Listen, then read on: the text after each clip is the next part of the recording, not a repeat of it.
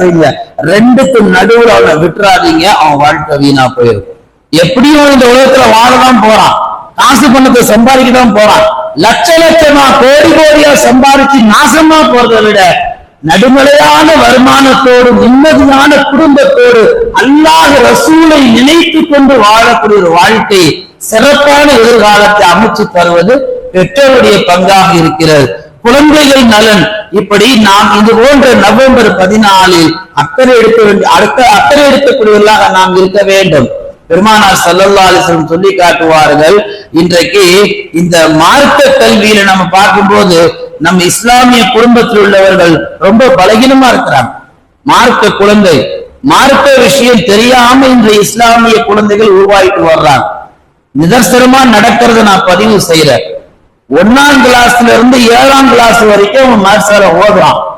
8க்கு போனதுக்கு பின்னாடி போர்ஷன் அதிகமாயிருது, பாடம் அதிகமாயிருது, சப்ஜெக்ட் அதிகமாயிருது, ஸ்பெஷல் டியூஷன் அது இது லொட்டுலோசுக்குன்னு சொல்லி இவன் நிக்கிறதுக்கு முன்னாடியே இவங்க அம்மாவே வந்து என்ன செய்யறாங்க, என் பிள்ளைக்கு அப்புறம் நேரம் கிடைக்காது ஹஜ்ரத், அவரை விட்டுருங்க, அவர் வந்து படிக்க போறாரு சொல்லி குரான் அப்பதான் தொடங்கியிருப்பான். அந்த குரானை முடிக்க விடாத தடுக்கிறது பெற்றோர்கள் தான்.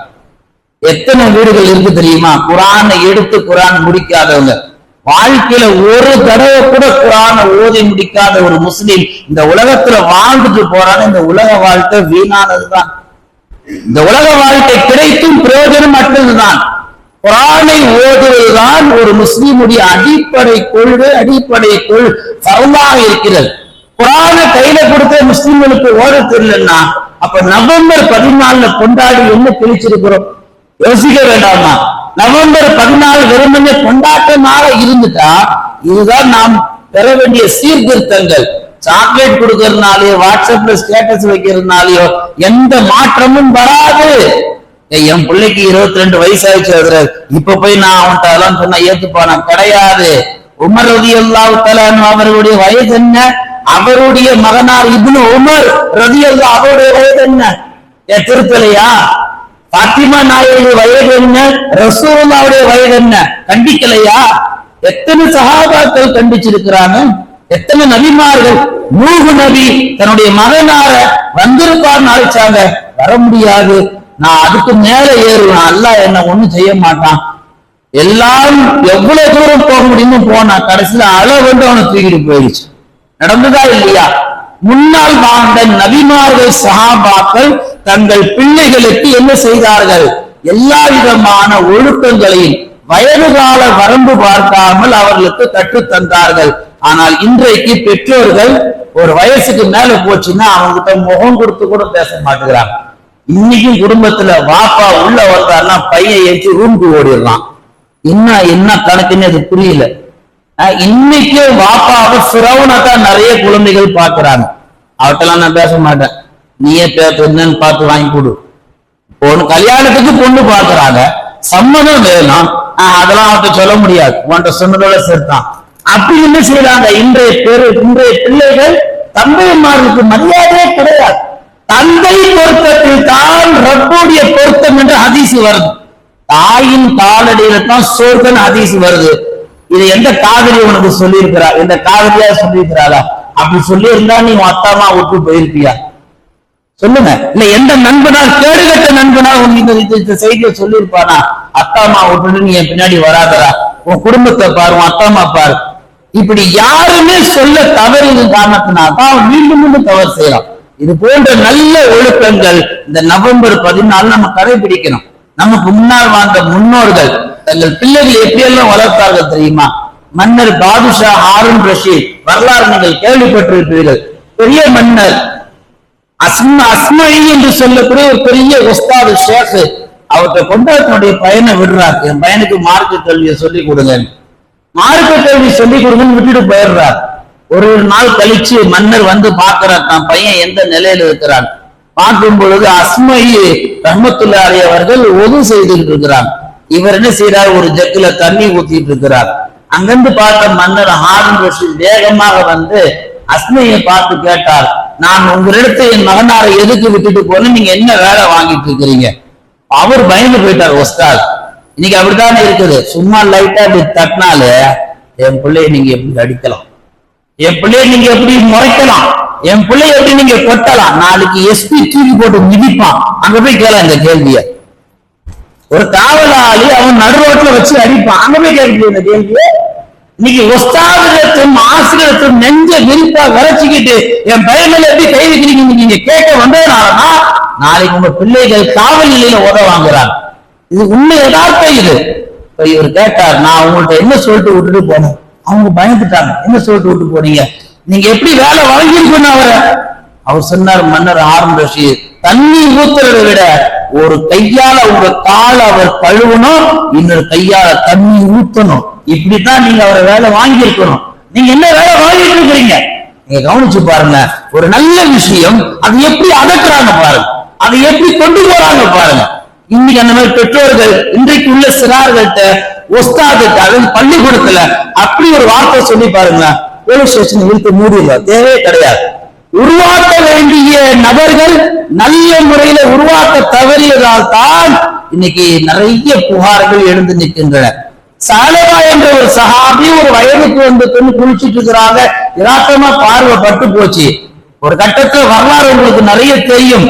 அதுல என்ன ஆயிடுச்சு, ரசூலுல்லாஹ் கூப்பிட்டு கண்டிக்கல. நீ ஏன் எட்டி பார்த்த, நீ ரோட்டை பார்த்தானே நடக்கணும், தரையை பார்த்தானே நடக்கணும், ஒன்னையார் அந்த அம்மா குளிக்கிறத பார்க்க சொன்னா அப்படி ரசூலுல்லாஹ் கூப்பிட்டு கண்டிக்கல.